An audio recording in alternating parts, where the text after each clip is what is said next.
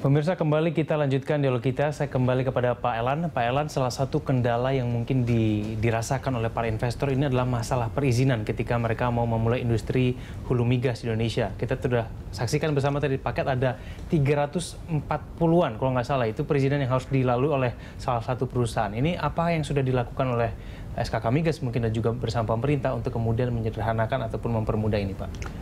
Ya, memang SKK Migas kan satu dari bagian yang komprehensif dari satu sistem tata pemerintahan di Indonesia, khususnya mengenai pengawasan dan pengendalian kegiatan usaha hulu migas. Ya. Namun dalam kegiatan ini sendiri kita akan bersinggungan dan berinteraksi dengan instansi-instansi lain, karena nanti ada masalah kehutanan, masalah lingkungan, masalah transportasi, masalah keamanan, masalah dengan pemerintah daerah yang sekarang sudah ada undang-undang mengenai otonomi daerah, desentralisasi kewenangan dan sebagainya. Ini yang menyebabkan akhirnya setelah kita rekap ada 341 izin yang harus diurus untuk dari A sampai Z kegiatan hulu migas. Itu terdiri dari 17 instansi pemerintah. Nah, ini menjadi sesuatu yang menjadi heterogen karena masing-masing perizinan itu ternyata treatmentnya berbeda-beda. Nah, ini yang sudah kita nilai perlu kita benahi, dan telah keluar Perpres ya yang dikeluarkan tahun 2014, Perpres 97 tentang penyelenggaraan pelayanan terpadu satu pintu. Nah, tinggal kita mencoba sekarang membuat implementasi dari Perpres tersebut. Satu persatu sudah kita jalankan, seperti di perizinan di Kementerian SDM sudah kita serahkan kepada BKPM, dan nanti juga kita akan melakukan pendekatan ke 17 instansi lainnya untuk coba mana yang bisa kita rangkum menjadi satu, kita padukan di dalam kepengurusan di BKPM. Oke, Pak Elan, seberapa mudahnya nanti apabila nanti PTSP ini sudah berjalan maksimal? Apakah nanti tidak harus 341 atau ntar jadinya berapa? Ini nanti biar investor tahu, ternyata ini lebih mudah, jauh lebih mudah sekarang dibandingkan dengan masa sebelumnya. Ya, sebetulnya kunci di dalam perizinan itu sebenarnya hanya satu sebetulnya, satu atau dua hal. Yang pertama, kepastian berapa lama mengurus izin, dan kepastian hitam di atas putih mengenai berapa biaya perizinan. Artinya supaya ada keseragaman treatment. Karena satu instansi dengan instansi lain, bahkan ada instansi yang sifatnya non formal tiba-tiba meminta biaya-biaya yang sifatnya non formal juga. Itu yang tidak bisa diterima oleh para investor yang selama ini menerapkan good governance, atau mereka juga punya yang namanya FCPA kalau dari Amerika, yaitu undang-undang mengenai anti korupsi dan segala macam lah yang seperti itu. Nah, itu menjadi kontraproduktif buat para investor yang dari asing yang belum masuk ke Indonesia sudah dihadapkan hal-hal yang seperti itu. Ini yang ingin kita benahi sebetulnya. Jadi perizinan satu pintu tadi mungkin sebetulnya akan tetap melibatkan instansi yang tersebut, instansi yang 17 tadi, tapi mereka akan kita pool di satu tempat kantor, yaitu di BKPM. Nah, di dalam pool tersebut tetap kita akan membuatkan treatment yang sama, kepastian mengenai berapa lama mengurus izin ini, dan jaminan selesai kalau semua syaratnya sudah dimasukkan. Dan kemudian kalau memang itu dibutuhkan biaya, itu ada secara hitam di atas putih secara legal bahwa itu memang biaya yang resmi. Kita tinggal mengikuti, jadi kepastian itu muncul. Mungkin ini biar tujuannya Murphy Oil bisa datang lagi gitu, Pak ya. Termasuk yang lain-lain, tidak hanya Murphy Oil. Pak Yusak, apakah ini juga salah satu kendala pada saat Murphy Oil ada di Indonesia? Perizinan yang begitu lama, begitu panjang, ada 341 tadi kalau kata Pak Elan. Itu yang dirasakan, Pak Yusak? Terus terang ya, sebagai investor migas di Indonesia memang sangat ngejelimet ya untuk masalah-masalah non teknis itu. Masalah teknis kita bisa menanggulangi ya. Masalah geologi, teknologi segala macam kita biasanya punya capability untuk menanggulangi itu.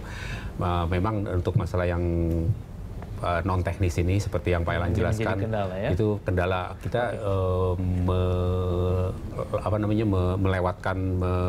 menghabiskan waktu yang cukup banyak untuk masalah-masalah tersebut.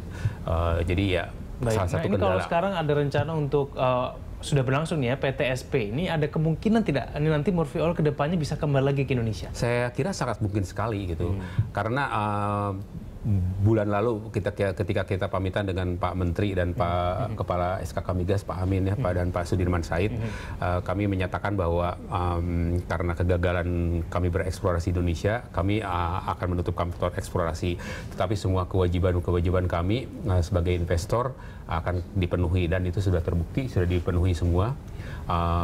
Yang belum masih akan diselesaikan, itu menunjukkan niat baik kami. Yang pertama sebagai investor yang bereputasi baik ya, dan juga kemungkinan untuk datang kembali. Itu tidak menutup kemungkinan menurut kami. Tapi mungkin udah disampaikan Pak Elan tadi, mungkin nggak 341 kok yang harus diurusin, ada PTSP sekarang gitu ya. Betul. Nah Pak Elan, ini selain perizinan, apakah ada kendala-kendala lain ataupun upaya-upaya yang dilakukan SKK Migas untuk kemudian mempermudah ataupun membuat iklim investasi industri hulu migas ini berjalan dengan lebih baik lagi, Pak? Ya, kita sedang membahas dengan sangat mendalam dan konstruktif lah, fundamental ya, mengenai upaya apa kita sebut sebagai rencana aksi, dan itu bagian dari program yang dicanangkan oleh kabinet sekarang dengan pimpinan Pak Presiden Jokowi, yaitu merupakan usulan debottlenecking kegiatan-kegiatan eksplorasi. Jadi tadi di samping aspek-aspek perizinan, kita juga akan menyiapkan bagai standarisasi biaya-biaya yang kepastian tadi, ditambah dengan aspek-aspek polisi kebijakan fiskal. Kebijakan fiskal ini apa? Banyak, seperti misalkan masalah leg spesialis untuk masalah-masalah kegiatan eksplorasi yang nanti hubungannya dengan masalah-masalah finansial, misalkan dengan perpajakan, biaya impor, barang-barang yang memang harus kita impor untuk sementara karena kita butuh rig yang memang tidak dimiliki oleh negara kita, misalkan itu.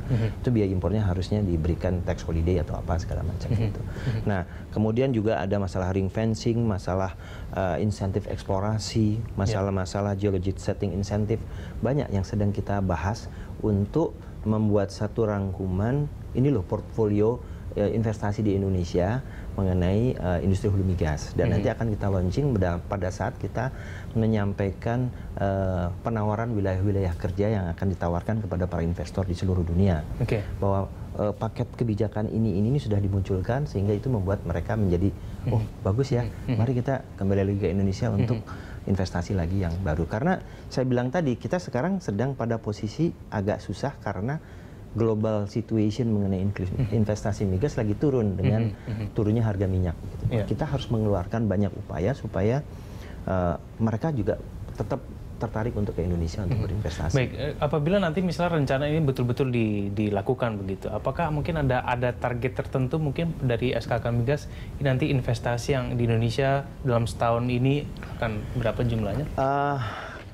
Masalah investasi itu sendiri sebenarnya bukan domain sepenuhnya di SKK Migas. Ya, ini semua SKK Migas adalah yang diupayakan bagaimana membuat para investor yang sudah berkontrak dengan SKK untuk bekerja nyaman di Indonesia, yaitu para K3S yang ada sekarang.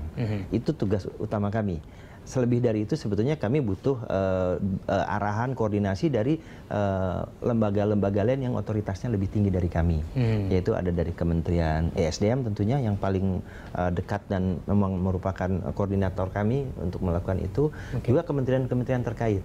Jadi artinya ini butuh kerjasama terpadu. Nah, makanya dibuatlah yang namanya Komisi Eksplorasi Nasional tadi, itu multi institution. Ada dari Dewan Energi, ada dari Asosiasi Daerah Penghasil Migas, ada dari kalangan-kalangan pebisnis dan para praktisi yang lain, sehingga kita bisa memformulasikan kebijakan-kebijakan baru dalam hal upaya melakukan debottlenecking investasi eksplorasi. Oke, baik.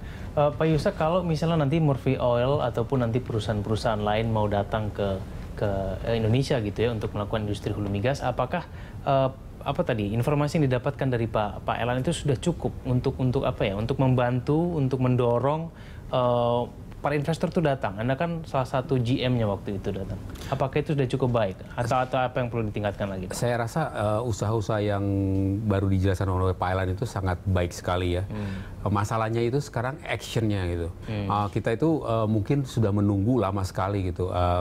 Apa yang dikatakan Pak Elan tentang mensederhanakan investasi, membuat pelayanan satu pintu, semua itu kami sebagai, mungkin saya tidak bisa menyebutkan kami, tapi saya yakin kebanyakan investor sangat menyambut gitu.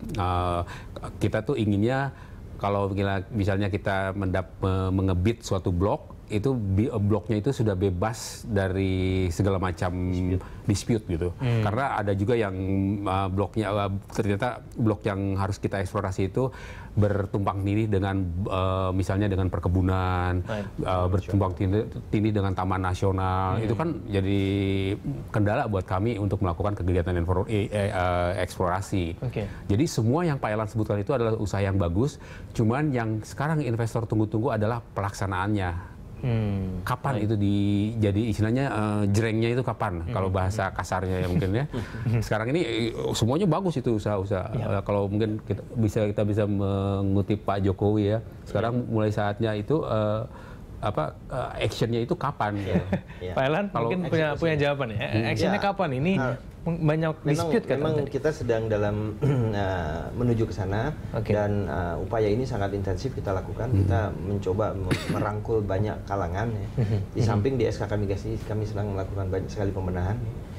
Organisasi sedang coba kita efisiensikan dan kita powerfulkan lagi untuk bisa paling tidak mengawal teman-teman yang dari K3S ini, para investor, untuk tetap nyaman gitu. Dan kami membantu Kementerian SDM untuk bagaimana menciptakan itu semua gitu. Eksekusi memang kuncinya. Jadi tapi kami butuh dukungan dari mitra-mitra kami atau stakeholder kami dari institusi-institusi lain. Makanya kalau kebersamaan ini kita jalankan dan pemahaman mereka mengenai pentingnya industri ini, karena ini kan menyangga 70% kebutuhan energi nasional ya. Hampir 70% itu energi nasional itu disokong dari minyak dan gas saat ini. Dan itu berarti kita harus menyiapkan ekuivalen sekitar 2 juta barrel ekuivalen per hari. Nah, itu tugas yang tidak mudah dan itu harus sustain terus sampai terus menerus. Artinya kita harus mencari cadangan-cadangan baru yang jumlahnya paling tidak sama dengan yang kita produksikan dalam 1 tahun. Nah, itu tidak mudah. Apalagi di tengah tantangan global seperti saat ini ya, Pak Elan. Baik, kita lanjutkan lagi nanti di segmen selanjutnya. Pemirsa, kami akan segera kembali. Tetaplah bersama kami di Lunch Talk.